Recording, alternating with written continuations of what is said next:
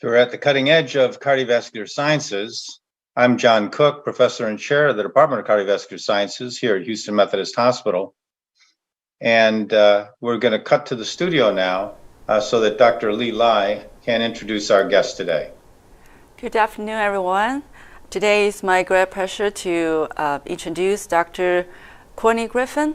So Professor Courtney Griffin earned her undergraduate degree in biology at Harvard University and her PhD in biomedical sciences at the University of California, San Francisco.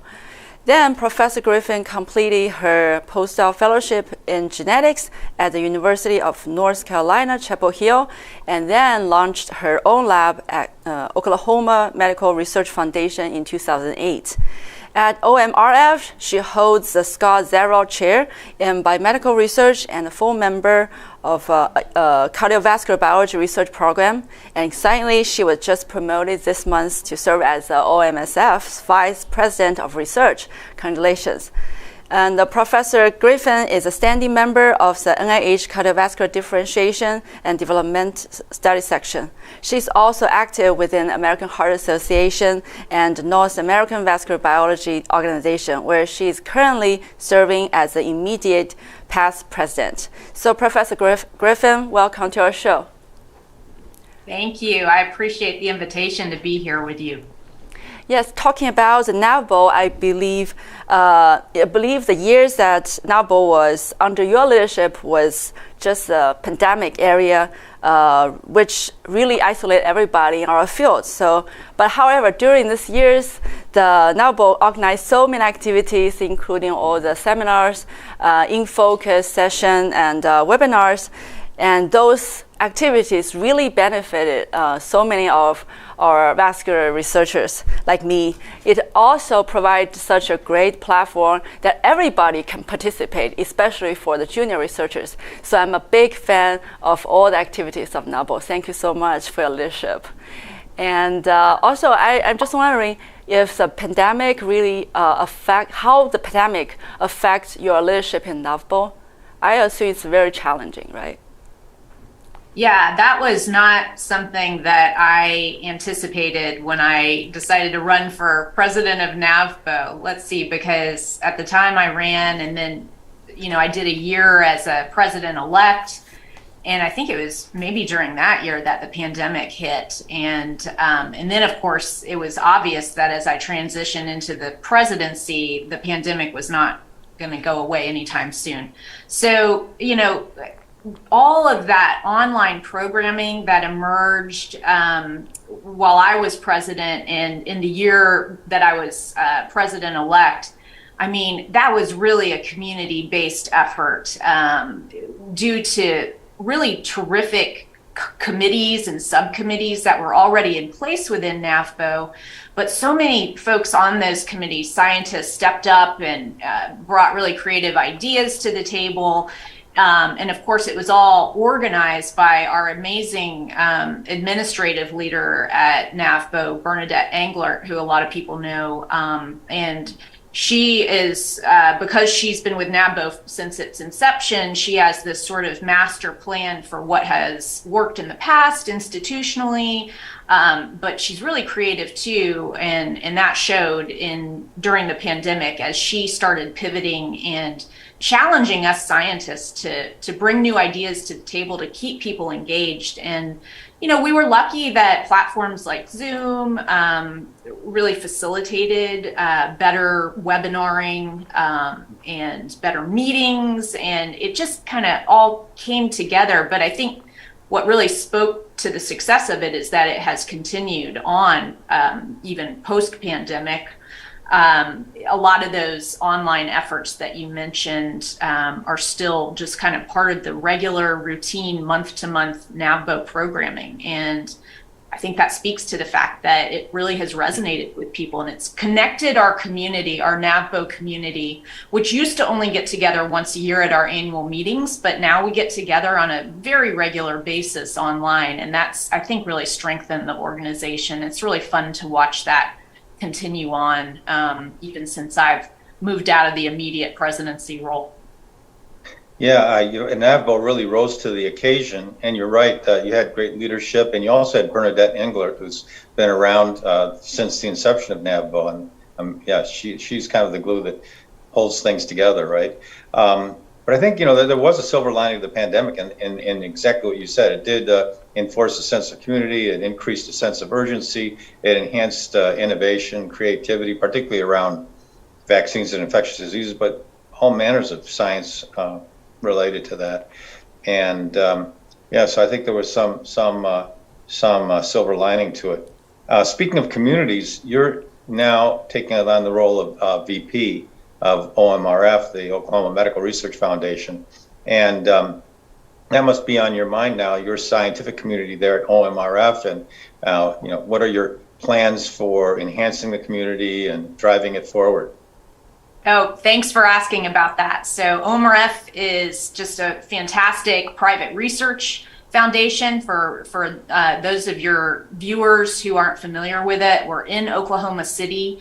We're almost 77 years old and independent, and yet we're adjacent to the University of Oklahoma's Health Science campus. So we're kind of in a medical community, much like you are down in Houston. So the foundation has about 55 labs. We are thematically organized around about 5 different themes, including cardiovascular biology, which has been a historical strength and which is why I came here 15 years ago.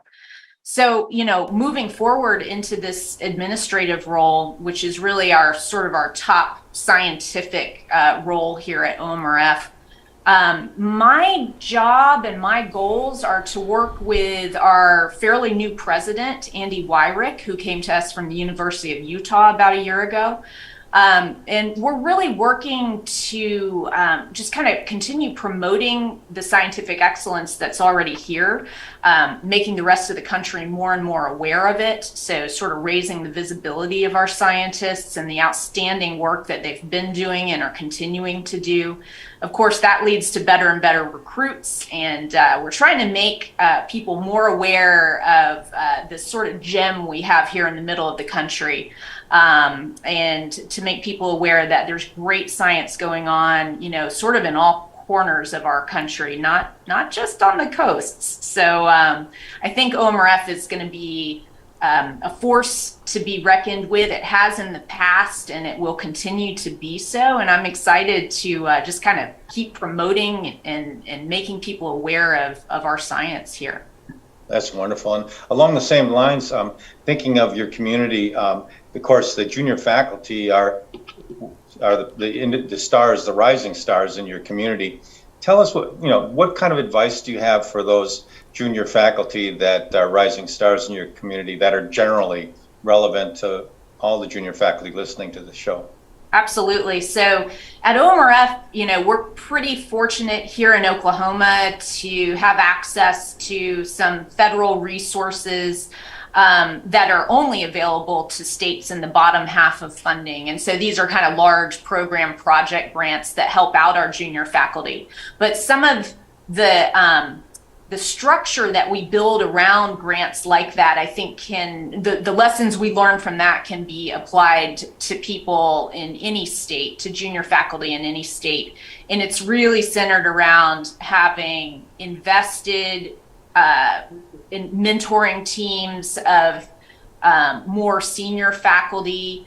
And, I always emphasize too to junior faculty that it's important to lean into what I call your near peers. So not just the really senior faculty, but the people who are just, a step or two ahead of you, because they're really familiar with the landscape that you're currently navigating. Hopefully you can look to the people who've done it most successfully right in front of you and just kind of try to glean tips from them, because it's going to be fresh on their minds how they made this environment work for them. And I think that could be true in whatever environment you're in across the country.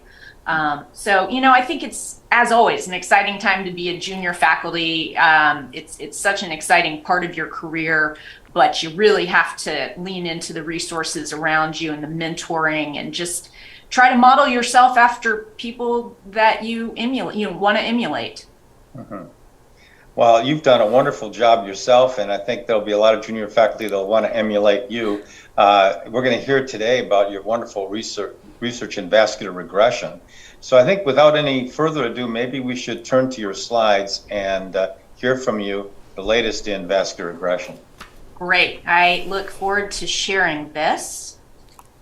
And I will just turn on my laser pointer and get started here.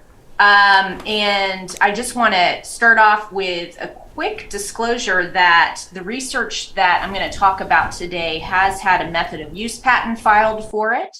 And it's all about, as the title says, insights into this process of vascular regression. And so I think that's a great starting point to even talk about what this concept is. It's a pretty unusual one in our field, one that's not talked a lot about. So I want to start by saying that historically, my lab has been really interested in transcriptional regulation and genes that do regulate both vascular development and maintenance. And we have worked starting in mouse embryos and moving into more postnatal adult mouse challenge models to study these topics. And, you know, our goal, like many people who study blood vessels in the field, is to figure out how to therapeutically grow or regress them in pathological contexts as best suits the needs of the pathology. Sometimes you want to create new blood vessels, especially in an ischemic tissue, but sometimes you might want to get rid of extra blood vessels. And of course, this concept of sort of culling or getting rid of vessels, it's mostly been approached through this lens of blocking blood vessel growth. And so this whole anti-angiogenesis movement that started decades ago, particularly with Dr. Judah Folkman, has been a real focus in our field. We've learned a ton about how blood vessels grow through this process of angiogenesis and how to block that. But what we have become interested in the past few years is this concept of regression, which, as I've highlighted down here, is poorly understood. And when I refer to regression, I'm really talking about not blocking the growth of blood vessels, but actually, how do you get rid of pathological blood vessels once they've already grown? And when I say get rid of them, I mean through a true death process, through an apoptotic process. And I just want to point out on this slide that this is particularly an interesting concept in the context of the eye, which I've cartooned here, because the eye can be subject to some really dysregulated vascular growth in a series of diseases that we classify as retinopathies. And that can lead to these kind of just abnormal blood vessel growths that we call neovascular tufts. And I'll spend more time talking about those and their characteristics today. But suffice it to say that these tufts, because of their structure, because of their characteristics, can lead to blindness. They're not only blocking the transmission of light to the back of the eye, but they're leaky and they're problematic. And this is a perfect example of blood vessels that we would like to get rid of, because sometimes we don't have an opportunity to block their growth. They grow before we've even sort of predicted that they would in some diseases. And so our question is, how do you get rid of something like this once it's already grown? So in kind of this desire to study vascular regression, we decided we wanted to turn to a physiological model of the process in order to try to figure out molecular characteristics of it. And we got really interested in a process of regression that happens normally in both humans and rodents. And it's also happening in the eye, and it's happening not with retinal vessels, which I just described, but with a different set of vasculature called hyaloid vessels. And these are cartooned here. They grow from the back of the eye during embryogenesis, and they're feeding the structures at the front of the eye. And so that's really beneficial, of course, for development of the eye. but they need to regress after this whole front part of the eye has formed, because once you're born, you don't want vessels running through the middle of the eye, through the vitreous. You want to get rid of those because, again, they could block transmission of light to the back of the eye. So in humans, these vessels regress naturally while the fetus is still in utero. But in rodents, this regression process happens really quickly after birth, in the first 12 days or so after a mouse is born. And it is characterized by this increasing vascular constriction and apoptosis of these vessels. And so, knowing that this regression process happens naturally, we decided we wanted to study it and see what we could learn about it. So this is a good time to introduce a really key player in this story. This is Dr. Chris Schaefer, who's currently a research assistant member in my lab. But at the time that he joined the lab as a postdoc, and I challenged him to start studying hyaloid vessels, I was really fortunate that Chris embraced the project, and he actually went away for about a week to a different lab to learn how to dissect and work with these kind of tricky vascular network.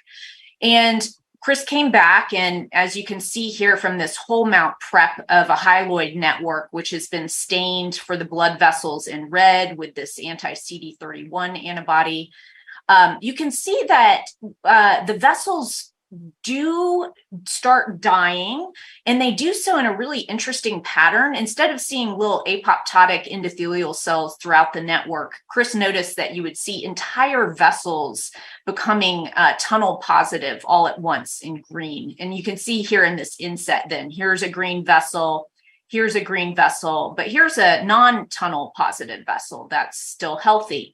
So knowing that these two vessels are regressing, they're dying, he started to pay closer attention to them, and he noticed, and this had been described in the literature, that these dying vessels become quite thin or constricted.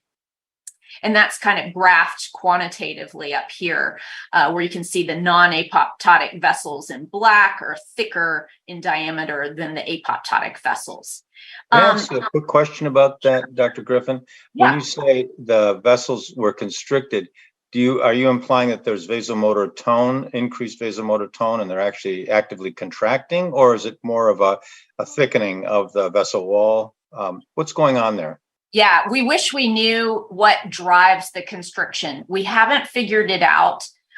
There are some pericyte cells that decorate these. These are basically capillary width vessels, right? So they're not decorated with smooth muscle that could really start squeezing and constricting them. There are some pericytes, and perhaps they can give a little bit of constrictive property to these, but suffice it to say, we don't know what the constriction factor is, what sort of vasoconstrictors might be in this environment and might be released to stimulate this constriction. So that is actually one outstanding question that we're very interested in. It could be a negative remodeling then as well, potentially?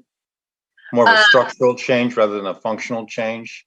Oh, well, so that's a great question. I'm glad you mentioned it, because I do want to point out here down in the bottom of this slide, we've stained with this antibody against TER119. This is a red blood cell marker. And the point of this is to show that this thin constricted hyaloid vessel, note that it's devoid of red blood cells. And so this speaks to, why do you want a constricted vessel? Well, if you're going to start killing off the endothelial cells, it makes sense that you don't want a bunch of blood perfusing through that vessel, or you'll start hemorrhaging into the eye.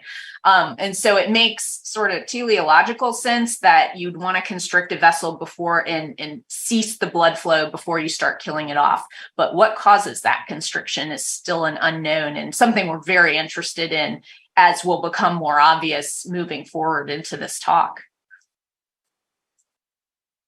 Okay, so as Chris was going along studying these hyaloid vessels, he was using, different markers to stain the vessels. I showed you CD31 is a popular marker.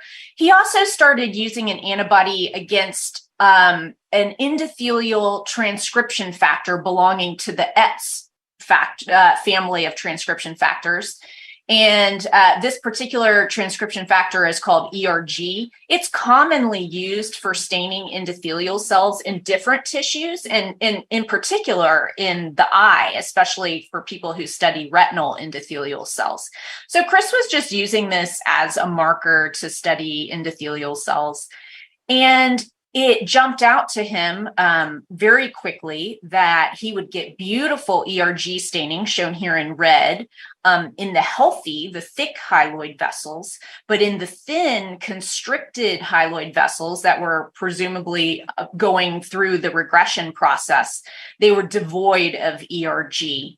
And they were also devoid of the ERG homolog FLE1. This is another ETS factor that shares a lot of amino acid identity with ERG. So both of these ETS factors were getting naturally downregulated in hyaloid vessels as they regressed. And an important thing to know about these ETS factors is that they are really critical homeostatic factors. In other words, they promote transcription of genes that keep endothelial cells healthy and happy. And so you might say, okay, well, these are dying endothelial cells, and it makes sense that they might, be downregulating not only these markers, but a number of other different markers. But that's when things got interesting, because Chris discovered that ERG downregulation was actually preceding the death of the endothelial cells during the regression process. So if you look over here on the right, and you can focus, again, this is a big network of hyaloid vessels, and focus on this inset here. This is really a cool inset because Chris was able to show sort of 3 different vessels in 3 different states of regression. So all the vessels are stained in red with this lectin, isolectin B4. ERG, this transcription factor, is kind of in this gray or white color. And you can see there's lots of it in the nuclei of this thick, healthy hyaloid vessel. Tunnel is in green. So we've got a dying hyaloid vessel up here. You can see that there's not much ERG in its nuclei. There's some kind of pushed out into the cytoplasm, but it's pretty ERG negative. But this is the really interesting vessel in the middle. So it's not yet tunnel positive, and yet it's clearly missing a lot of its ERG. There's not nearly as much white in the nucleus as there is here in this thick hyaloid vessel. So we've got a thin vessel here. It's constricting. It's not yet apoptotic, and yet it's lost its ERG. And so this kind of really raised this question of whether this downregulation of ERG and maybe its homolog FLE1, perhaps it is a step in the hyaloid regression process that is instructive. And so if we were to artificially downregulate these transcription factors, could we promote this regression process? And our favorite way to do this is that picture just stimulated a thought. Oh, sure. Can we go back to that for a minute? Yeah. When endothelial cells form, when angiogenesis occurs, you have endothelial cells sprouting out, and you've got a solid cord of endothelial cells that then have to form a lumen. And luminogenesis, of course, has a number of regulators, transcriptional regulators. Is ERG one of those? And could the loss of ERG, you might lose the lumen, maybe the ability to form a lumen? Or maintain a lumen. Maintain a lumen. So I've never seen ERG associated with luminogenesis, if there's such a word. We just coined it here. So I haven't ever seen it linked to that process. You're right. There's a lot of fascinating biology around how endothelial cells form a lumen in a new vessel. But I haven't seen ERG as part of that.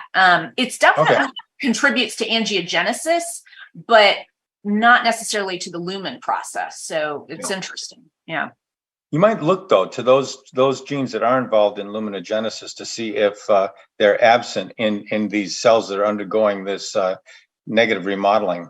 Yeah, maybe it's a reversal of lumen formation. Yeah, I've never thought about that. That's a pretty cool question. Okay, so like I was saying, our favorite way to get rid of genes, or to, sort of ask this question, what happens if we downregulate a gene, is to do that genetically. We did have a floxed allele of ERG in the lab.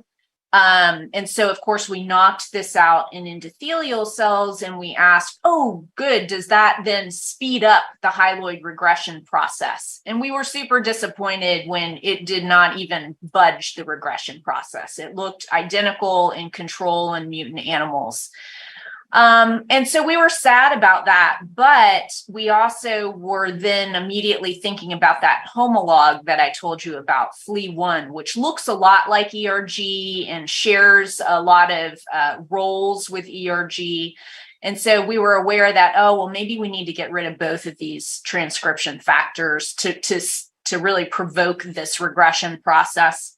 At that time, we didn't have a floxed allele for FLE1.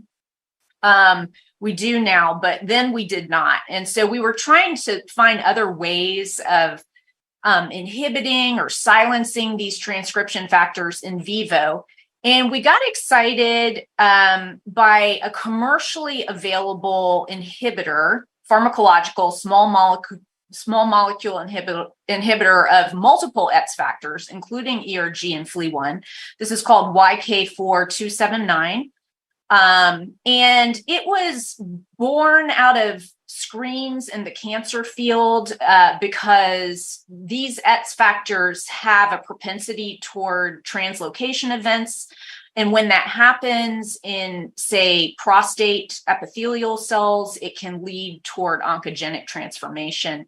And so there were screens going on to try to identify molecules that could block transcription driven by these ETS factors. And this is one of the drugs that emerged from that.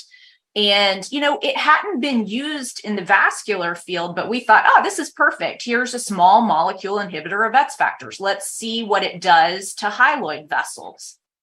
And so the first thing Chris did, again, it's commercially available. It's pretty cheap. And so we ordered some of this, and Chris asked, okay, since these ETS factors that we're interested in they're normally downregulated in regressing hyaloid vessels, if we put this inhibitor in, can we accelerate the regression process?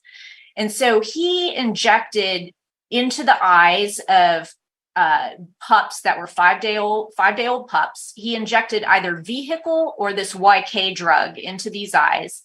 And then he waited 2 days and then dissected out the hyaloid vessels, stained them with a vascular marker, this isolectin, and counted vessels. And sure enough, it achieved what we had hoped for. It did appear to speed up the regression process. You can see it here in a vehicle injected eye versus the YK eye. There's fewer vessels, and that's quantified over here. So this was exciting because, yes, it does look like this drug could speed up this in vivo regression process.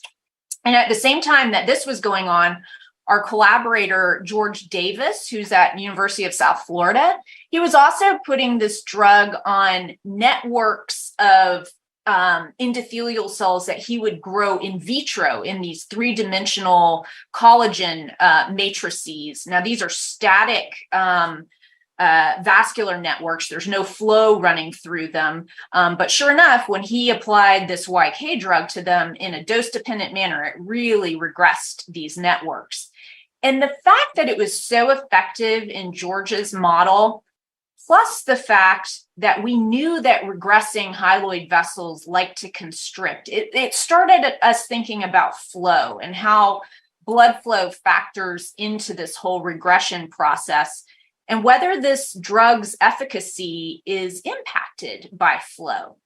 And so we decided to test this back in our lab using HUVEC endothelial cells, just like George had used. We grew them in either static conditions like he had, or under flow conditions using an IBIDI system. And we were applying 10 dynes per centimeter square flow rate, which is about physiological for a capillary.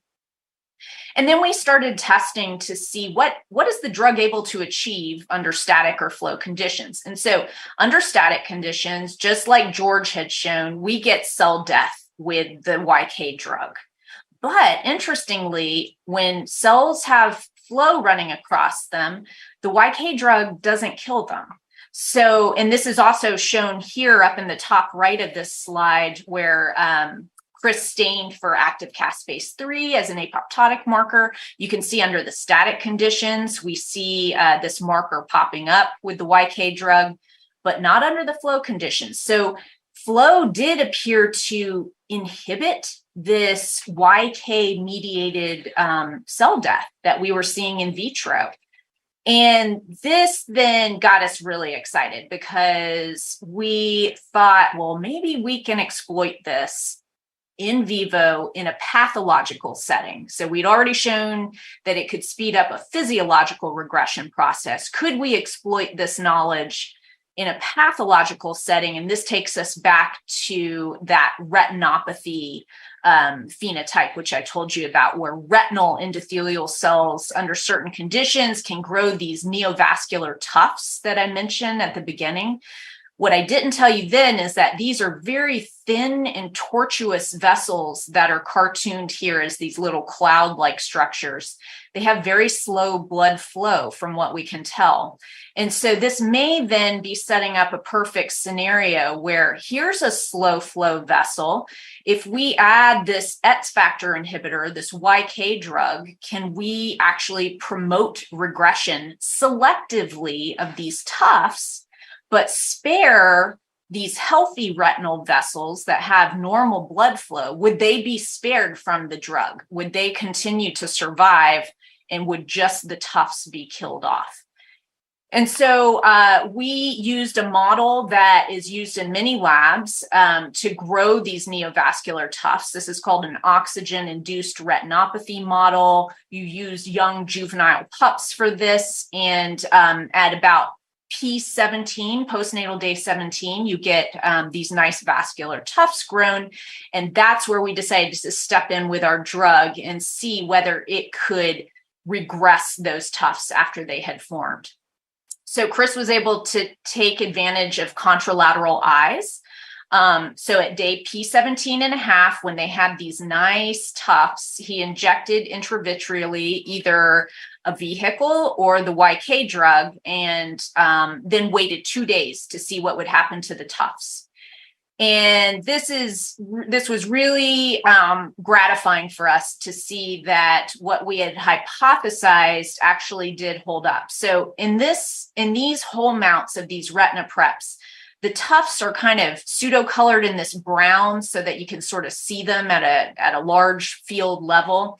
And you can see in this vehicle-treated eye, there's still a lot of these brown tufts, whereas in the YK treated eye, there's less of this tuft area. And that's graphed over here with lines connecting the contralateral eyes. And you can see that in most of the animals, there were fewer tufts in the YK treated eye than in its contralateral vehicle eye.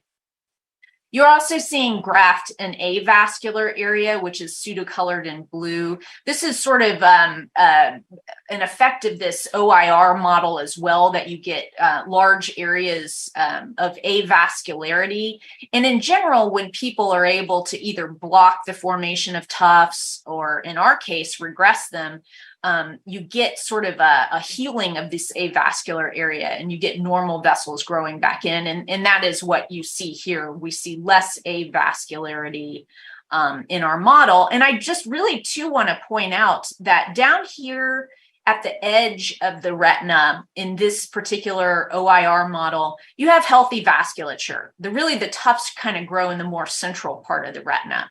But out here in the healthy vasculature, we were really interested in that because that's where we predicted that the drug would not cause regression. And sure enough, we were really gratified to see both here and then later in older animals when we injected this YK drug into healthy eyes.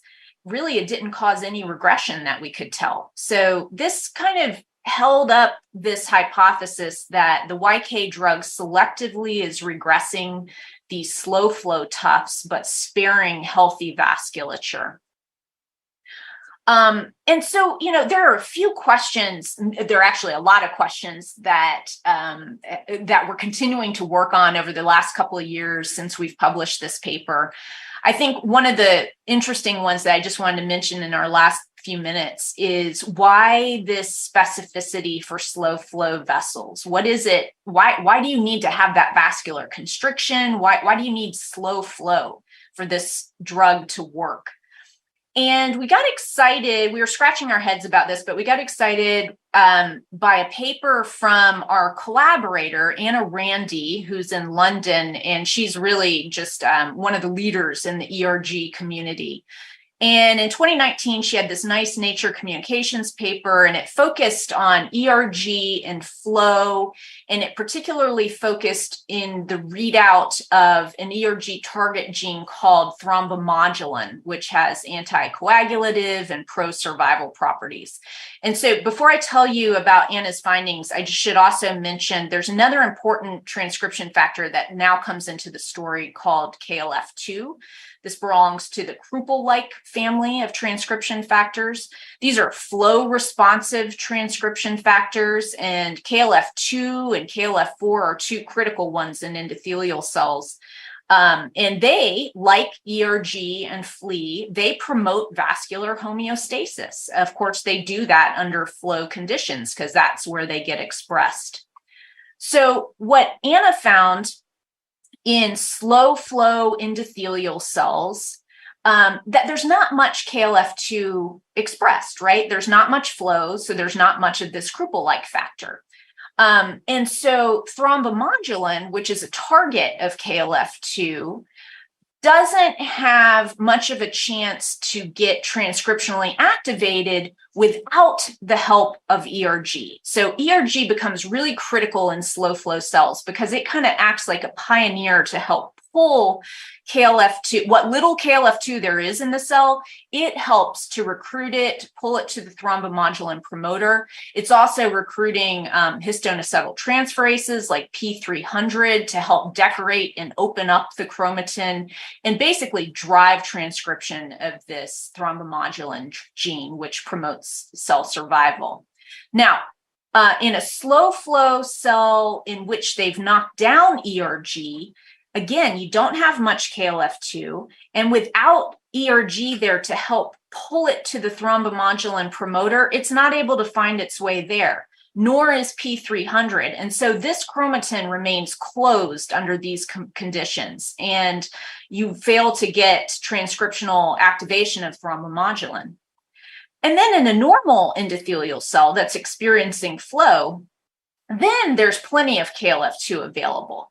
And so it no longer relies on ERG to help it find the thrombomodulin promoter. It's able to do that either on its own or with the help of other transcription factors.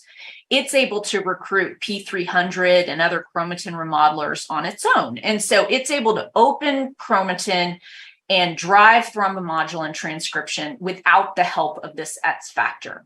And so the takeaway, the way that when we read this, we thought this could make perfect sense for what is happening in our regression process, right? So here's what we think is going on. Under slow flow, we need ETS factors like ERG and FLE1 to help perhaps Kruppel-like factors like KLF2, certainly to help other chromatin modulators, open up the chromatin at pro-survival genes and drive their transcription.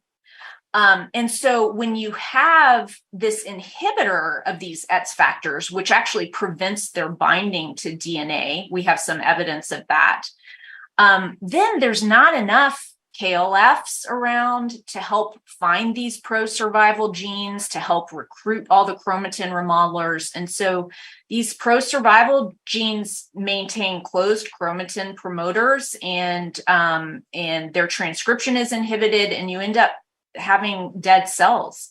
And of course, in an endothelial cell that has flow, you don't rely on these ETS factors. There's plenty of KLFs around. And so that's why there's this resistance of flow, endothelial cells experiencing flow. They don't care whether this inhibitor is around because they're not relying on these ETS factors.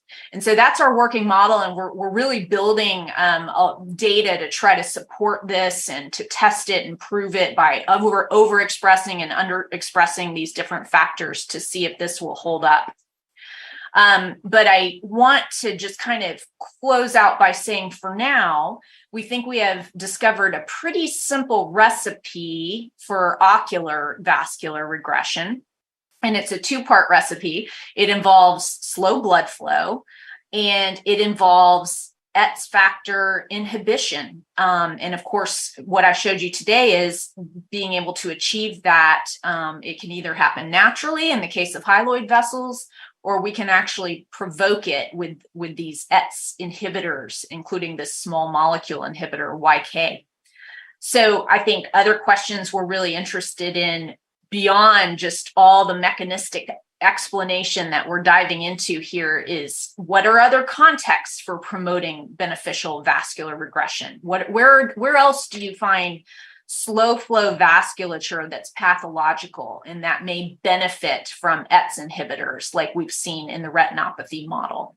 And on the flip side of the coin, and I've drawn a scale here, what about preventing pathological vascular regression? When does this occur in diseases where we don't want it to occur? I mean, let's face it, we want most of our capillaries to be around and functional. We don't want to get rid of them. So are there situations where where actually capillary regression is occurring as a detrimental process? And can we prevent that as we learn more about these mechanisms driving this process? So, just like angiogenesis has its good places and its bad places. Sometimes we want to provoke it. Sometimes we want to promote it. I would say the same is going to be true for vascular regression. And I hope that it has a decades-long, broad career ahead of it as a research topic, just like the angiogenesis field has. I think vascular regression is going to be just as fun of a field to dive into for a lot of labs. And I can't wait to see what we find out about it. So with that, I'll just put up my acknowledgement slide and happy to continue the conversation. Of course, again, I should mention Chris Schaefer, such a great driver of this project. I continue enjoying working with him on this. And we've recently been joined by another postdoc, Eric Ma, who has jumped into this in the last couple of months and is really bringing a lot of great new ideas to the table. So really fun to work with these guys. And of course, big thanks to our regression collaborators and to folks who shared mice with us that have continued to be really valuable for this project. So thank you for that. And I'll stop sharing if that's appropriate. Sounds good. Wow, what a wonderful story. I really like how it began with this kind of serendipitous finding that ERG was downregulated in the vessels that were going to undergo regression. That's really interesting. It was smart to then think that, okay, so maybe ERG downregulation is playing a role in this phenomenon. Very, very cool story. A very nice observation that sent you down that path. Well, I have to give all that due credit to Chris. And, it's always great when we have folks in the lab who are just really paying attention to what their eyes are telling them and, not ignoring the details that are right there in front of them. So this is a big shout out to Chris for noticing ERG seemed to be missing in the regressing vessels. And that really started the whole thing.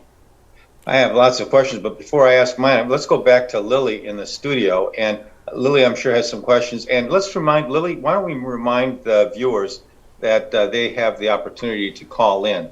Do you have the information there to give to our audience? Yes. There we go.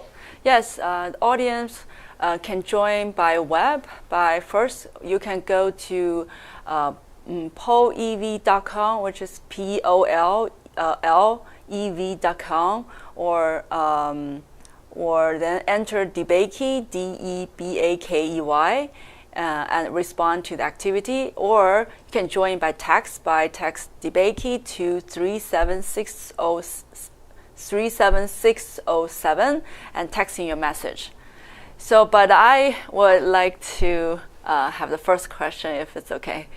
Yeah, so I'm kind of very fascinated about the progress that one system of vessel, like hyaloid vessel, supports the developmental stage oxygen delivery, and then turns to the retina development. So actually, because both systems are vessel system, right? So but they take place at different time points. So I'd be very interested in if there is any genetic difference between the endothelial cells within these two systems. Have you performed any single cell sequencing, and just to determine if there is any genetic differences? Right. Yeah, that's a great question. And in case the audience doesn't think a lot about the eye, as you obviously have, I think one of the most crazy things about the hyaloid regression process in the period in which it's happening, in those first 10 days or so of birth in the mouse, is that that's happening right next door to a massive angiogenesis of the retinal vessels. So retinal vessels are growing, proliferating, going through angiogenesis at the same time that these hyaloid vessels, which are right next to them, are undergoing the regression process. So it really does speak to something very local, not local to the eye, but local to the neighborhood of the eye, the sub-community of the eye, to speak to what's making the hyaloid vessels regress while the retinal vessels are growing.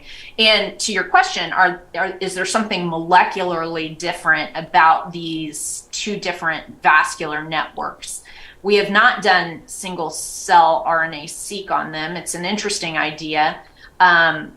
There's not a lot of vasculature in the eye, especially these hyaloid vessels, so it might be a challenge just from a numbers game.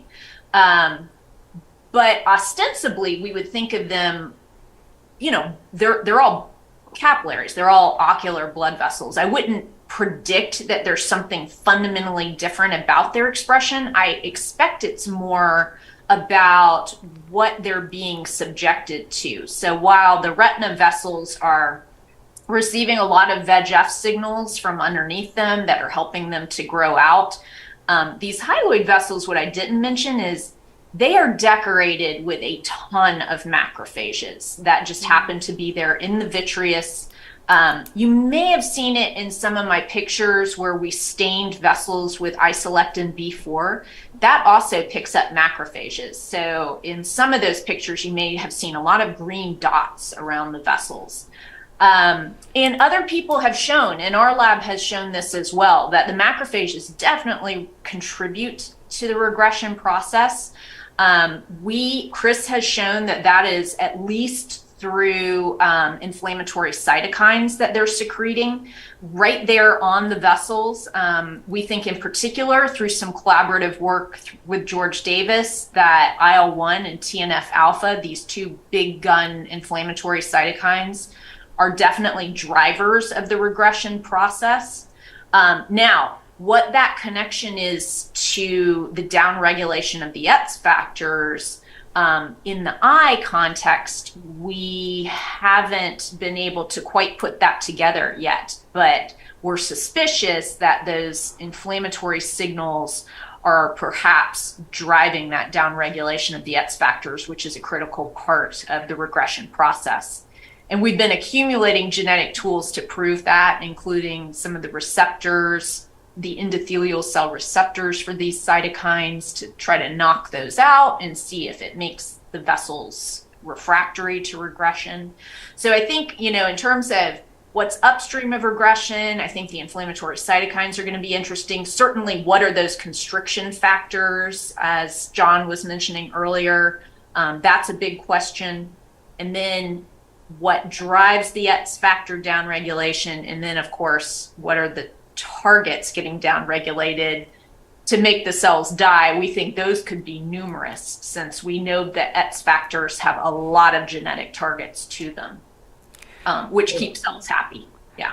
I think you actually Really kind of. go ahead, Lily. So I think you kind of answered the question from the audience. So there is a question, say, are there other cells that guide or regulate hyaloid vessel development and regression? Like what you said, it's macrophage, right? And Yeah. And actually, I was also interested because the YK compound, based on description, it sounds like it can prevent EMT in the cancer cells, right?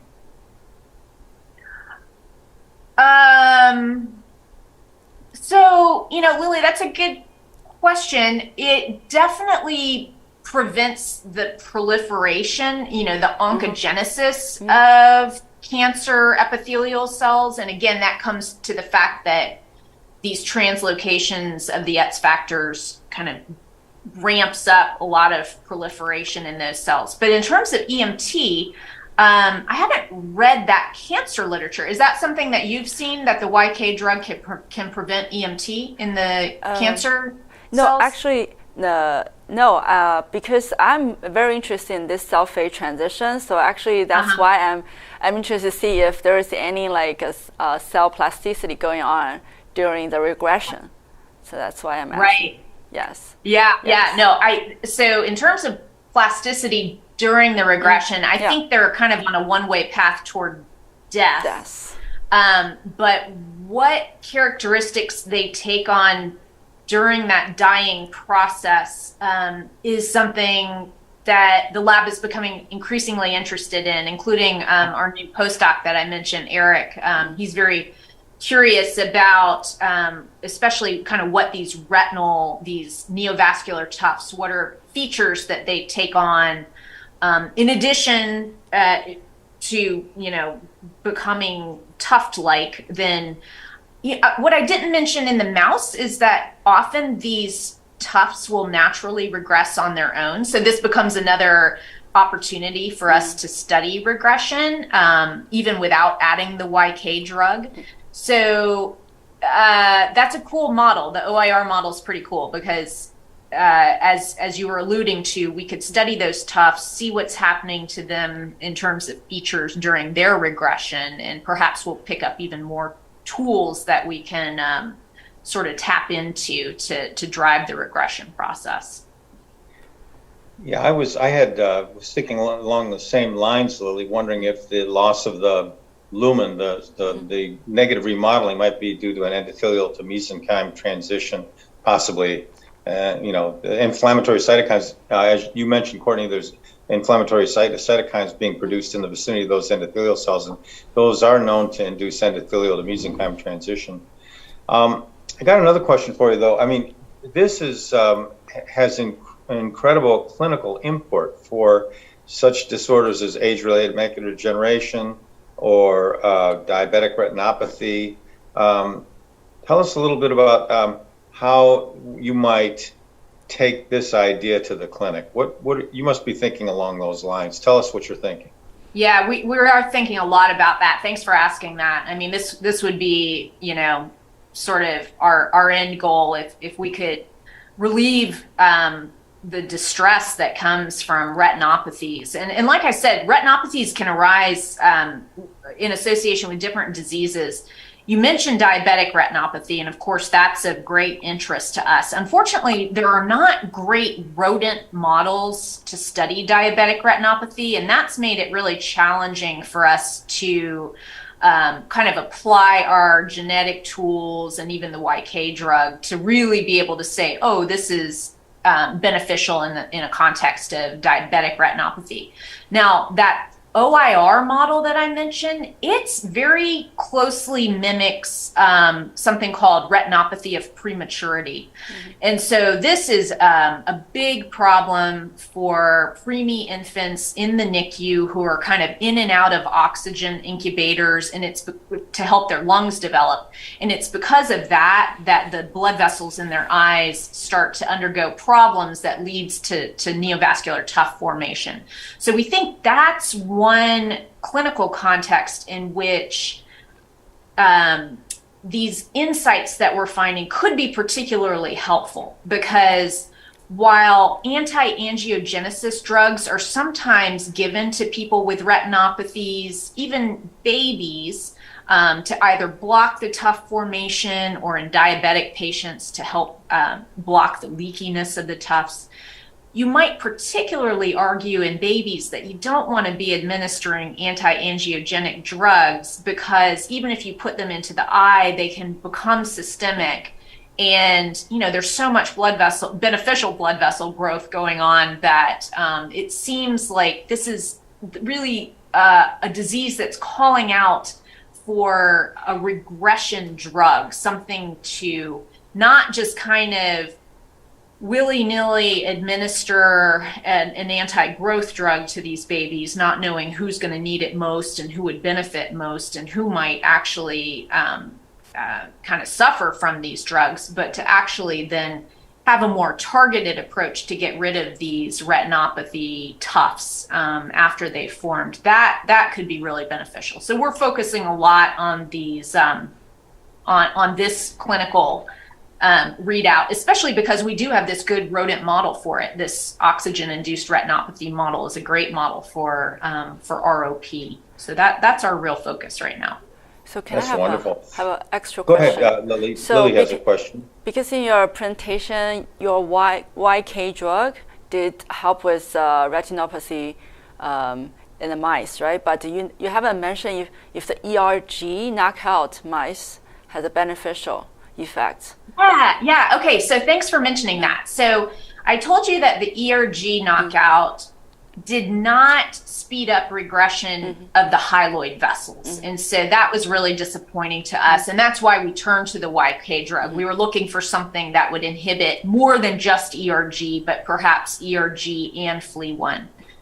Well, since then, we have gotten a floxolil for FLE1, and I'm really excited to say that it's still a little bit early, and that's why I didn't show you any graphs or pictures, but the preliminary data look quite promising that inhibiting both ERG and FLE1 genetically is looking really effective, especially at regressing those neovascular tufts in the OIR model. So we think we've hit the right targets in terms of the transcription factors.